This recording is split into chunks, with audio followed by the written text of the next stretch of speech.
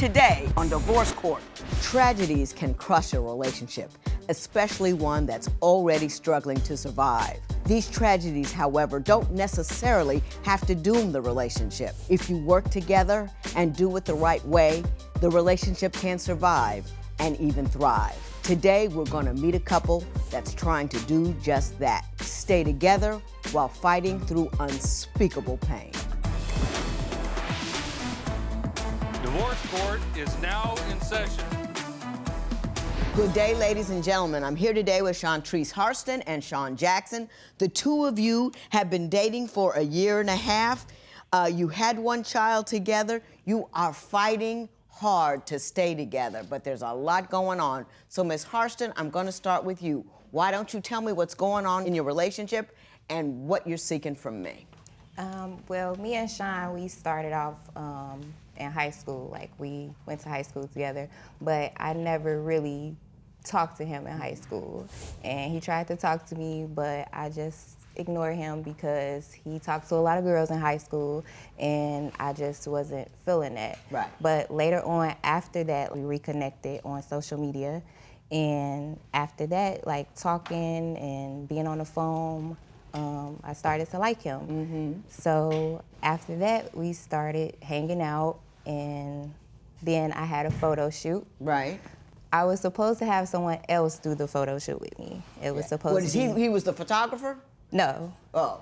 I was just talking to Shaun, but I had a photographer. I had the photo shoot, like, together already. Right. I just needed another person, and it was going to be a guy for a Valentine's Day shoot. Oh, gotcha. So he ended up not showing up, so I expressed that to Shaun, and he ended up asking me if I wanted him. So I said, yeah.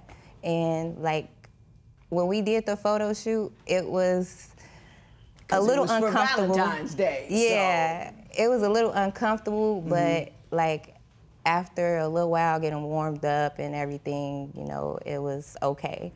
And, like, a week after that, we got intimate, and I got pregnant. What happened once you found out she was pregnant? What did you do? I was more so happy and joyous because I was trying to have a child of my own. You know, I had pregnancies before, but they were more so aborted. So I was very honored to have a child because I wanted to do right and by the baby and by her. Were you alarmed at all about how quickly she became pregnant? I mean, you hadn't had a long relationship. No, I wasn't alarmed. I mean, I live life under pressure, so I handled it well. I just knew I needed to take initiative. How did you feel, Ms. Harston? Were you alarmed? I was very alarmed because... There you go. I was very alarmed because I had my daughter, and she was only like 1 at the time, I think. If 1, she wasn't even walking yet. So I was like really upset. Yeah. The next issue you ran into is concerns that he still has feelings for his ex. Why don't you explain what led you to believe that? So later, after finding out I was pregnant, we ended up moving in together. And I remember one day I was in the kitchen, I was cooking. This was when my stomach was kind of showing. And he just was like, oh, we was talking about her. I don't know how we started talking about her. He's like, oh, I haven't talked to her in like 2 weeks. And I'm like, why are you still even talking to her? I'm like 4 months pregnant. Why are you still even talking about her or thinking about her? It just made me feel like I was like the rebound girl. And since I was pregnant, he was trying to make it work with me. But I felt like he was still in love with her. I felt like he still had feelings for her. And in order to get over her, he was being with me. Yeah. Mr. Jackson, what do you think about that? How were you feeling at the time? I was fairly over it, but I was trying to involve her to be open with her. I thought that would probably be the right thing to do, is talk about it and be open with her, but obviously it wasn't. It wasn't the way to go. No. How did that conversation end? Were there problems as a function of that? Yes, because it just made me feel like I couldn't trust him, because I was under the impression that when he started talking to me, he wasn't talking to her anymore. He would still talk about her because we started off as friends. We started having conversations about different... I got you. That goes down as a rough transition. You know what I mean? You're ending something, you know, he popped into a relationship with you unexpectedly. You can't just all of a sudden, he's gonna cut her out of he's got to end that. It's got to be over. He's got to put a period on it. Feelings don't just dissipate. So, and he was trying to be honest about what he was doing. So, you know, that was a rough transition, but he was handling it as best he could, trying to do the right thing by you. So we're gonna move on from there. I wanna talk about pregnancy mood swings and how that impacted the relationship. After we had the baby, he was like 3 months. I was in the bed with him instead of having him in the bassinet or a crib. And when I woke up, my son wasn't breathing.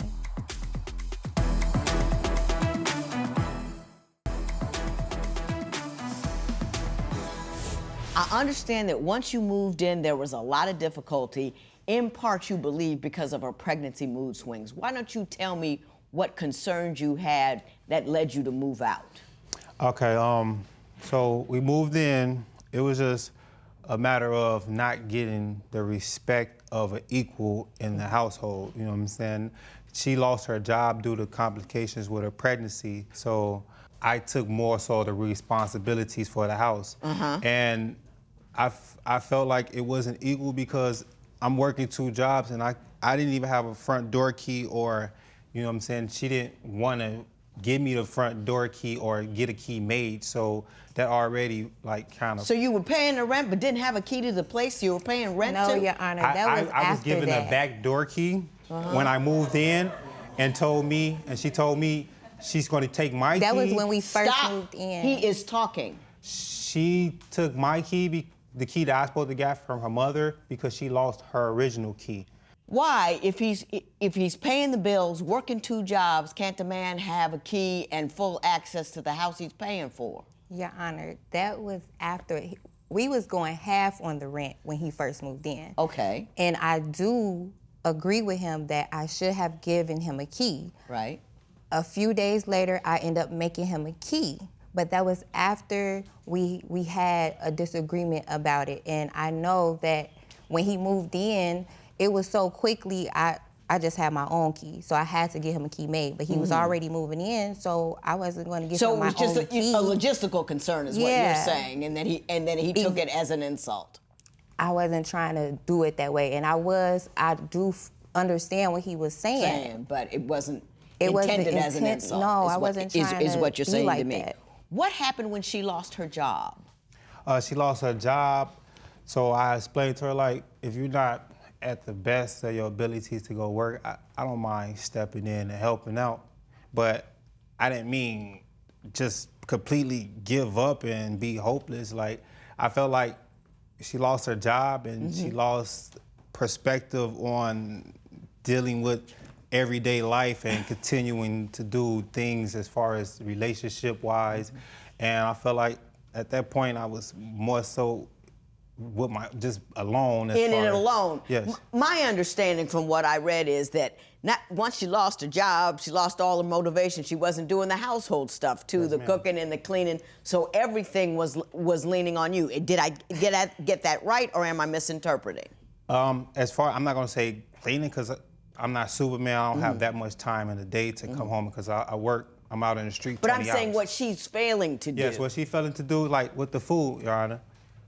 I couldn't get a decent meal. I had to come in and fix my own meal after going grocery shopping, after working 2 jobs. Now, Ms. Harrison, he's working 2 jobs. He's doing the right thing.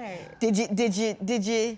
That's not true. He would ask me, like, I'll be on the phone with him, he'll be on his way home, and he'll be like, can you put me 2 Polishes up in the oven? I'll do it. He'd tell me, can you do this? I'll do it, but if it's not done the way he wants it, it's always something negative after I do something positive for him. So I am guilty of giving up easily. So if I do something for you and you don't appreciate it, I can go to the store and I could just think about Shaun. I'd be like, I think he'll like this.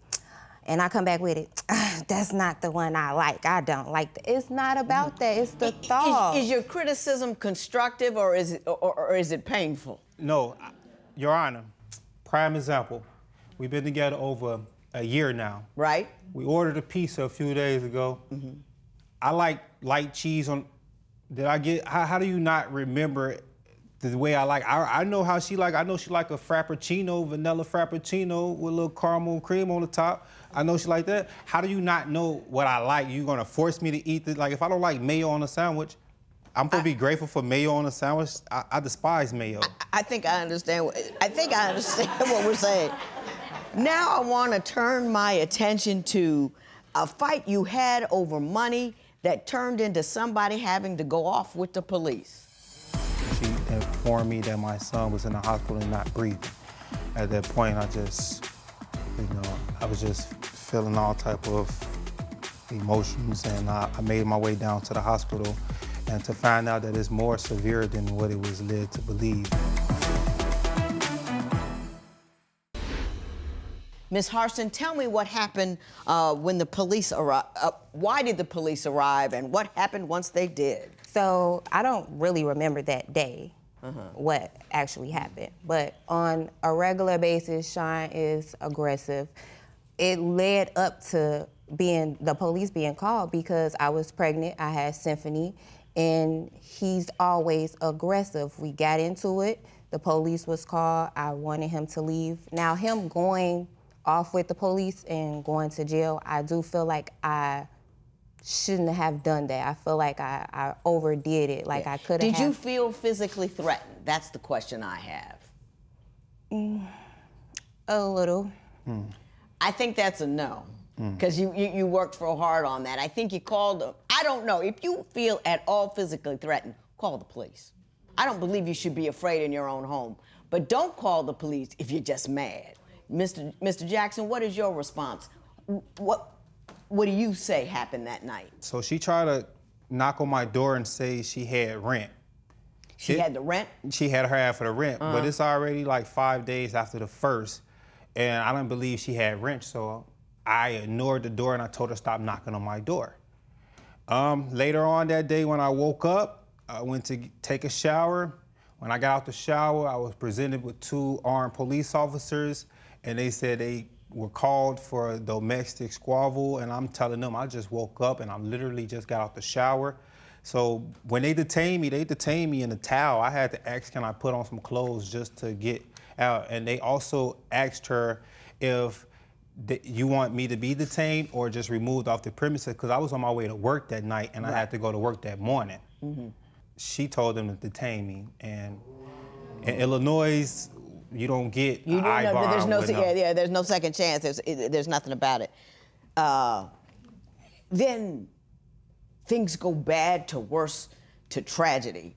So my understanding is after all of that hullabaloo happened, he moved out. You couldn't pay the rent. You got evicted. Tell me what happened then. I was living with my auntie, and after we had the baby, he was like 3 months. I was in the bed with him instead of having him in the bassinet or a crib. And when I woke up, my son wasn't breathing. And what happened? Did you roll over on him? Was it SIDS? What happened? That's what they told me. They believed that I rolled over on him. Mr. Jackson, how did you find out? What did you do? And how did you feel?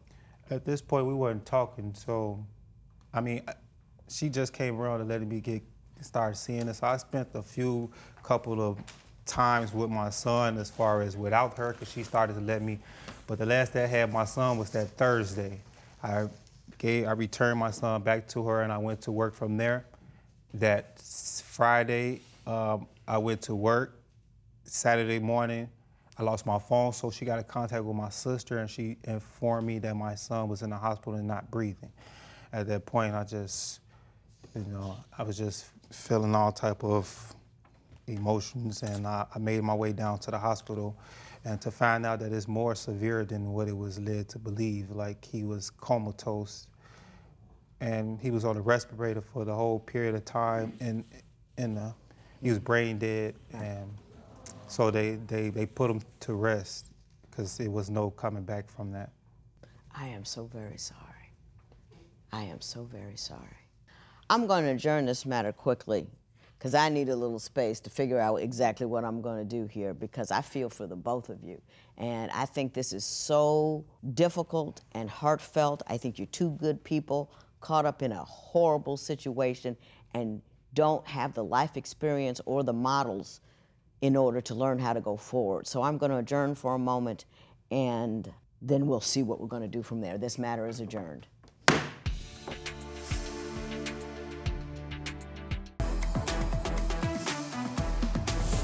Shantrice and Shaun, I brought you back here because I think you're two good young people faced with a devastating circumstance, and you don't have the tools to work through it. And I wanted to try to give you the tools to work through it.